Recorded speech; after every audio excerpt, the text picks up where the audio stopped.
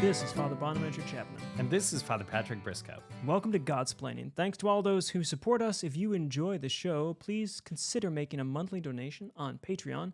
Be sure to like and subscribe to Godsplaining wherever you listen to your podcasts. Father Patrick Mary, happy November. November. Just November. Yeah. Yeah. It's the kind of... I like November... Well, November is both wonderful and terrifying for me because I never feel like I do fall well. I feel like fall catches up on me. It's my favorite season, and I want to do fall excellently, virtuously live fall. And I always feel like November is your last chance to be reminded, hey, you still got some candy corn that you could eat. You should still go and play, touch leaves. Like we have that beautiful dogwood that out in our cloister that the leaves turn really red and get kind of leathery. And so you get to touch, that's a beautiful thing. I love that. Warm drinks, hot cider. I always think, I want some apple cider or something. I'm sure it's just nostalgia for childhood, but there's something about November, and it feels like I need to pay more attention to the season at this point, because once December arrives, it's Christmas time, and everyone knows that's an explosion. That's not a fall event. That's a winter kind of thing. So November is both one of my favorite months of the year, and also the month judges me on how well I've lived this fall. So trepidation, but I suspect November is not as trepidatious for you. Yeah, it's a good point, because I think I'd have to admit that fall is a season that I move through rather than properly appreciate. When I think of fall, I think of the fall Instagram vibe.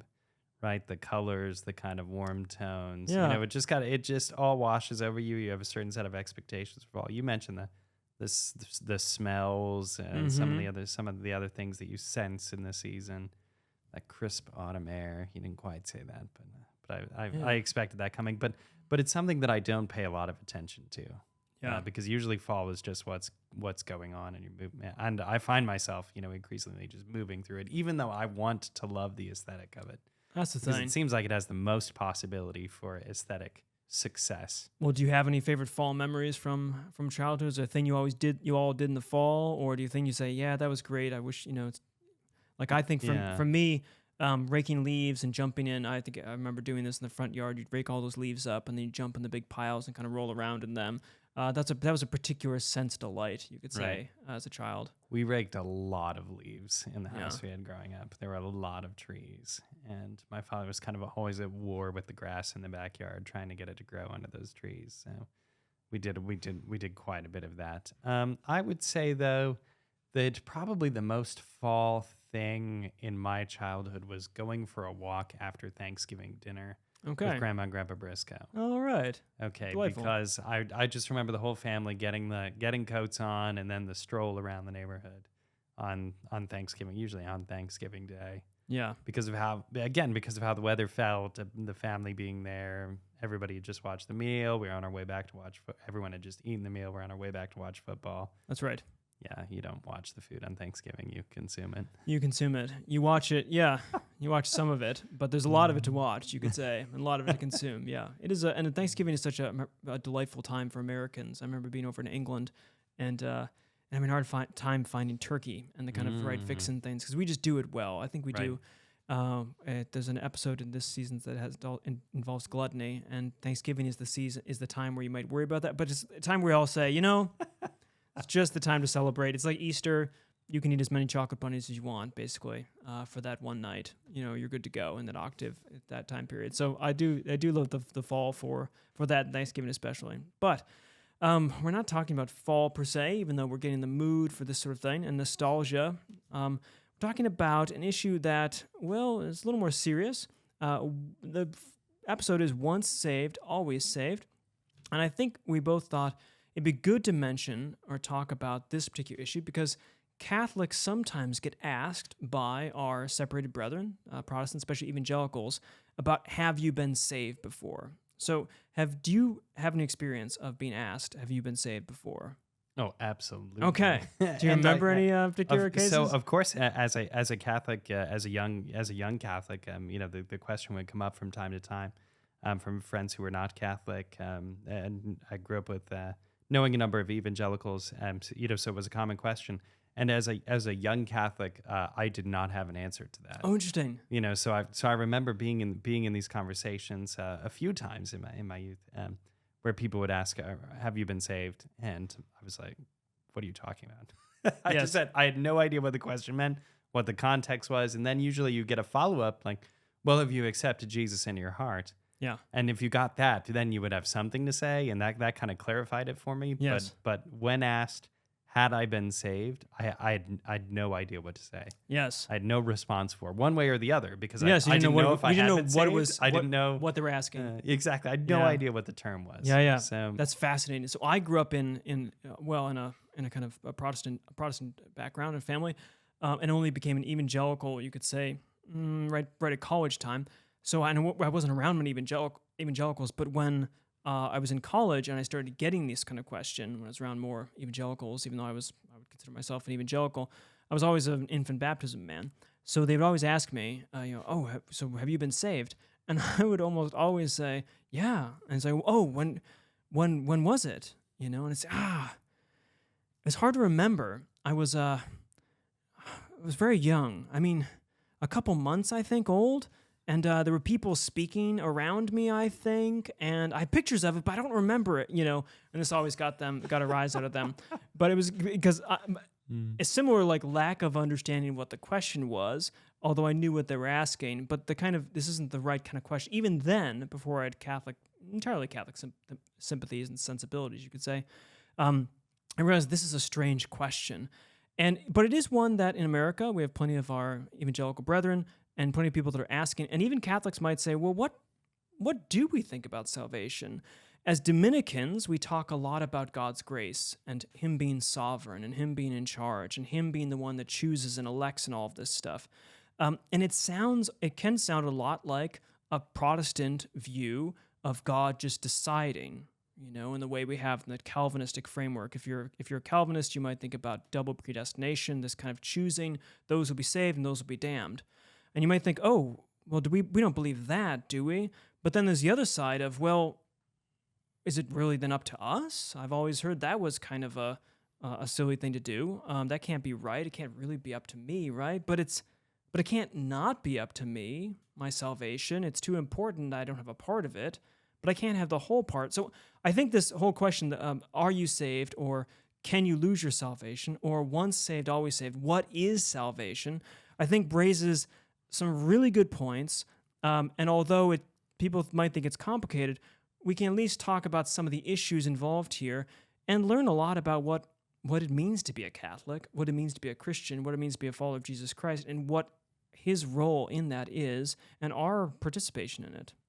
Yeah, so I think you've done a great job of laying out some of the places to start. And one of them, when we find ourselves in these conversations, is certainly to clarify what is being asked. Yes, because there's a difference in saying, well, do you agree with my understanding of salvation? Because that's part of when the question is posed, that's part of what it implies, right? Are you saved?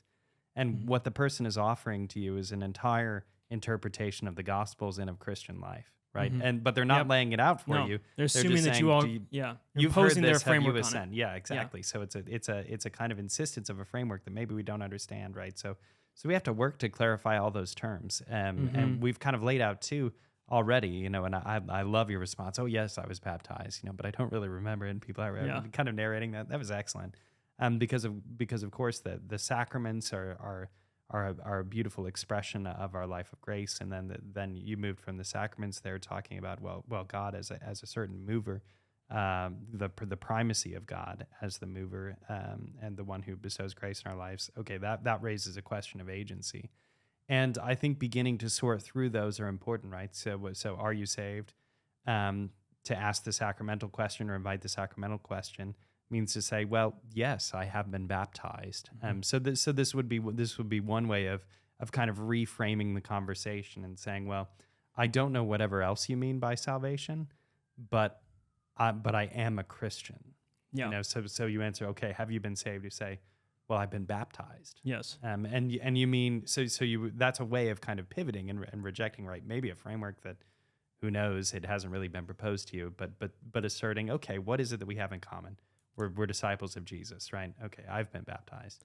Yes, and I think one of the other things is just right off the bat is this is not a it's not obvious on the biblical account that the question they're asking a Protestant. Generally, we think Protestants know the Bible well, and therefore, Catholics, we do philosophy stuff, and so but we always feel kind of bad about just having philosophy and not knowing the Bible as well.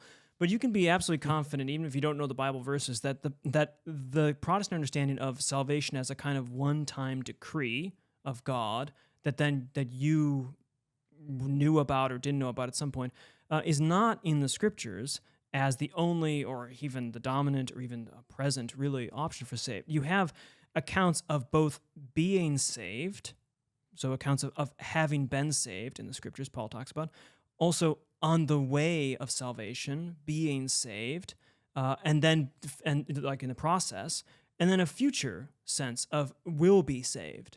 And St. Paul describes Christians along all of these dimensions, that salvation has this past, present, and future dimensions. Also to say that while they might say, there are passages in the Scriptures, for instance, Jesus says something like, well, whoever the Father gives to me and I draw will never be lost. So there's a sense in which, and we want to agree with our Protestant brethren, that salvation it's up to Him. It's really up to God, right? So He says it won't never be lost. At the same time, there's also passages in there where He talks about actually having to work out your salvation. Paul particularly talks about this in Hebrews, where he says, if you've tasted the Holy Spirit, if you've done these things, as Hebrews 6 and 10 mentions twice in that letter actually, and yet fall back, there will be no second birth, which he's talking to Christians who have converted and are thinking about going back to Judaism. And that's a situation where, wait, they were saved, they're in the family, the covenant family of God, in the sacramentally and accept this, but that there is a possibility that they don't persevere, all right? So I think with the Catholic sense is we should be attentive to the fact that the biblical witness gives us a really rich account. And that's not to say a muddled account, but rather a nuanced and rich account, because what are we dealing with here? We're dealing with, one, our lives of freedom across space and time, and two, God's action through grace across space and time. And meeting those together means that it is complicated. So I think the Catholic sense is, are you saved? Yes, and I hope I continue to be. And that's not to say I'm not. It's not either saved or not, but rather this part of the process. That starts to reframe it a little bit and should give us a little bit of space to be able to affirm both that we are in the process of salvation and that He's the one in charge, but also that we're responsible too. We're partners in this relationship. And it's avoiding those two things, right? It's a matter of balancing these. Yeah, I really appreciate how you added both the past and the future witnesses there, because as I've thought about the question and discussed it with people, I've insisted a great deal on the middle term that, well, it's being worked out. Salvation is being worked out. But by insisting on the past term, we're able to say, well, no, this is a work that has been done. Christ did it on Calvary. And insisting on the future term, which is that I will know my salvation in a complete way in the beatific vision, gives us the two kind of poles that oppose immediately the question, are you saved or not, I think, in our common discourse. So I really like how you added those, because again, my framework would be, as I've had these questions and engaged them in the past, has been the middle term. Well, it's being worked out, and I think that fails to answer some of the questions you're raising, in a certain way that arise.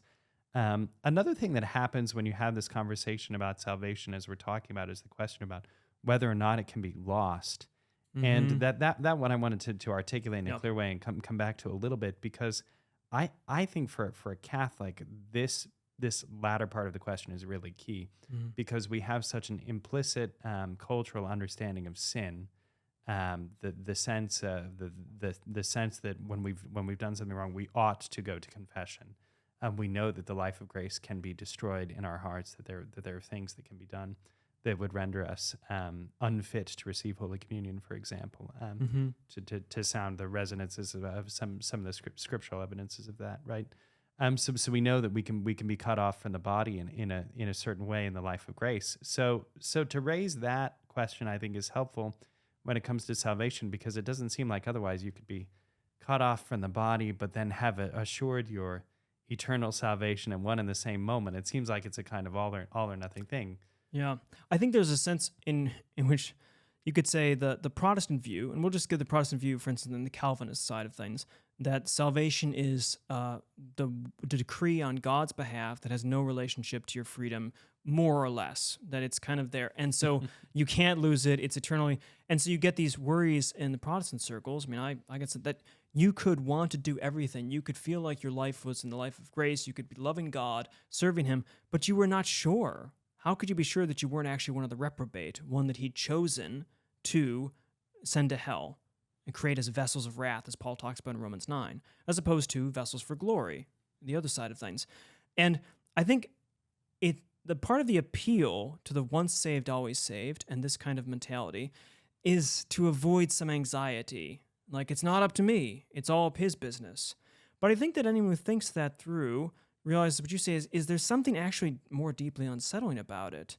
Because we are human beings. We've been created in the image and likeness of God, unlike other animals and plants and things that just are working out according to his will. We have wills and free wills in some capacity that needs to be explained, and that sin actually does make a difference. And it seems weird to say, well, if I've sinned and need to go to confession, I must not have been in his good graces in the first. It's totally counterintuitive. So I think there's a naturalness to the Catholic view of this kind of fragility, potential fertility of grace on our part, right? Our dance that we play with the Lord, that we could misstep, this sort of thing.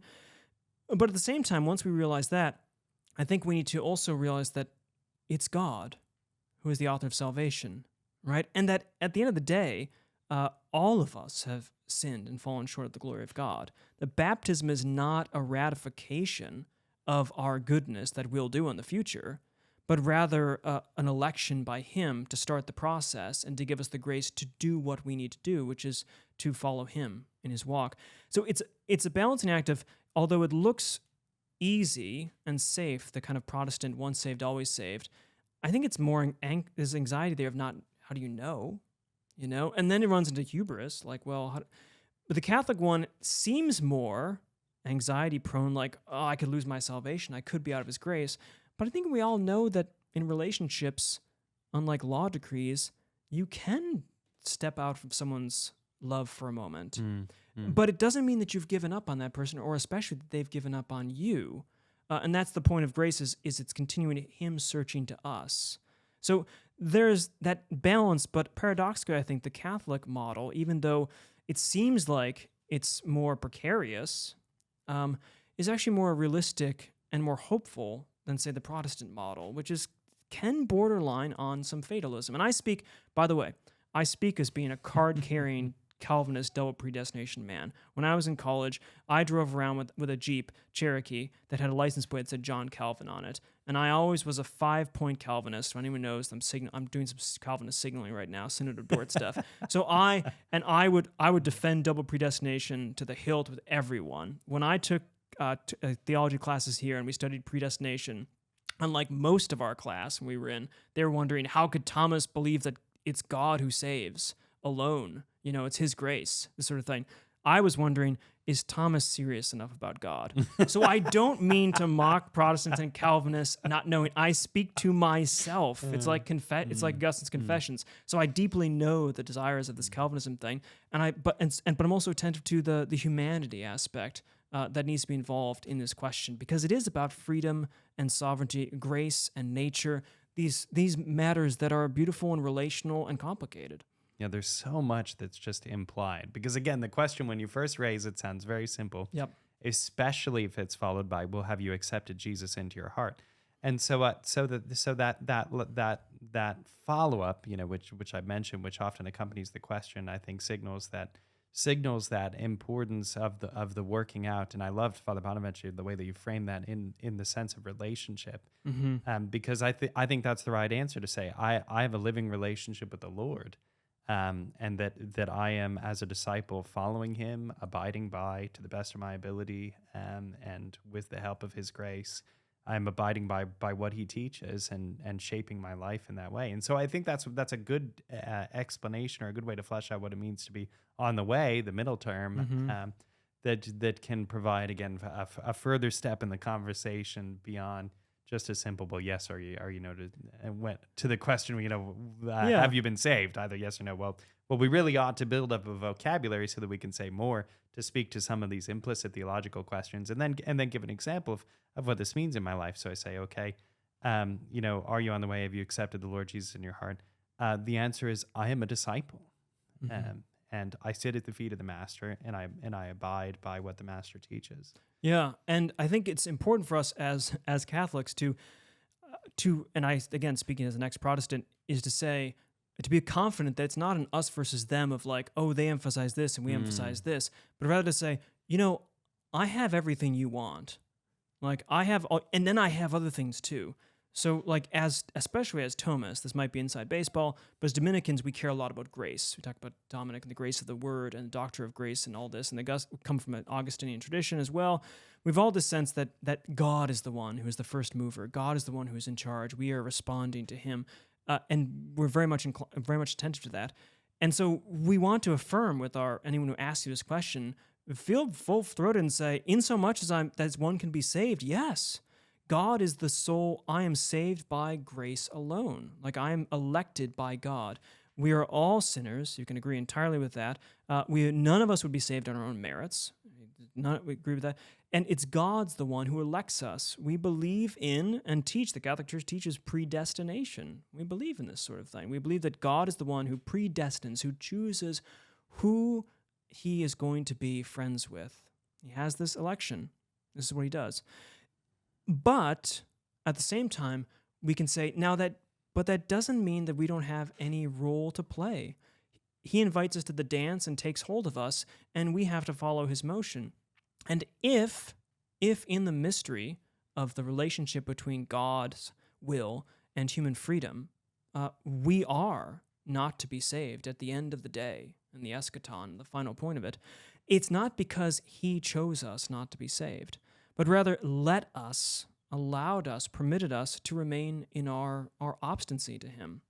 So that's to say that we should be full-throated defenders of God's predestination and His jealous love for humanity, and yet also full defenders of the reality that we are asked in freedom to respond to Him, and that we can hold both these together. And I mean, it's complicated to hold them together. You can read books about this too if you want to reach into this, but it's important that as Catholics, we have this Theresian spirit to us. As Teresa says, I choose all. That you should always think when someone comes up to you and tries to put a dialectic or a dilemma to you, you just say, I choose all.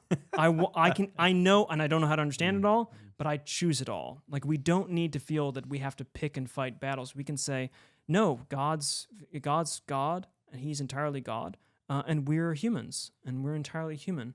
And therefore, I'm saved insofar as I can be saved, as anyone can be saved. Yes, I can say right now, if I'm living the life of grace, I'm confident about that. But I still need to pray for the grace of perseverance. Yeah, that's right. And I think that commitment to God's agency is something that resonates. And again, you've mentioned how it's a part and parcel of the Dominican school, but I find it's something that satisfies when you're having these conversations, right? To insist, okay, when the question is asked, are you saved? If you say yes as a Catholic, you mean I did not do this by my own ability. That the Lord Jesus Christ, who offered His life for me, His precious blood is what has spared me. That's what has redeemed me, and that alone is possible. That alone can make it possible for me to have been redeemed. That alone brings it about. That goes a long way to satisfying a lot of the grievances. And now, of course, that can be had. How it exactly works out, of course, the mysteries of the things. You are allowed space. We all Dominicans know that there was a long controversy, the De Auxiliis controversy was known, on the help in the 16th century to deal with Dominicans versus Jesuits. This is where there's a rivalry between Dominicans and Jesuits about how to understand, as best one can, the mysteries of human freedom and divine will. And Dominicans tend to be on the side of, we're willing to go, yeah, God has, he can work inside our wills, right? He can work through our free wills, and he causes our free will to choose him, this sort of thing. Whereas Jesuits are more inclined to say, nope, don't touch the will, the free will is free, and God just knows what we would do in circumstance. So this is an inside baseball point, but it's to say that as Catholics, it doesn't mean we have to be cocky about the fact that we know how God works. There are debates about this. Right. The important part is that we hold together both God's sovereignty, that he's the one who chooses and is not surprised, and he's not like biting his nails about who's going to be saved.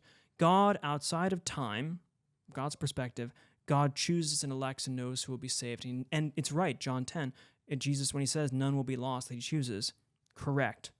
Inside time from us, our perspective, Hebrews comes in, that we can drop away if we're not attentive to these things. And those are not the same perspective, but they're dealing with the same reality. Now, that's some theological, highfalutin stuff. Let's bring it down to some practical matters here. What do we think about how best then to, one, think about salvation and any tips for dealing with these questions in our own personal lives? Like, what should we think about how we're free with relation to God and our salvation?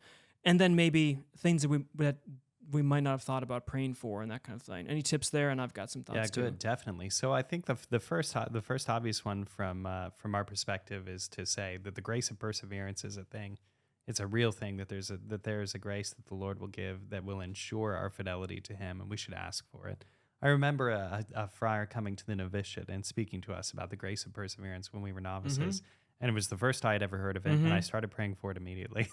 Yes, and I'm very glad I did, and I haven't let up on it. So yeah, it's something that we should be cognizant of, and that we should incorporate in our spiritual lives. God is faithful.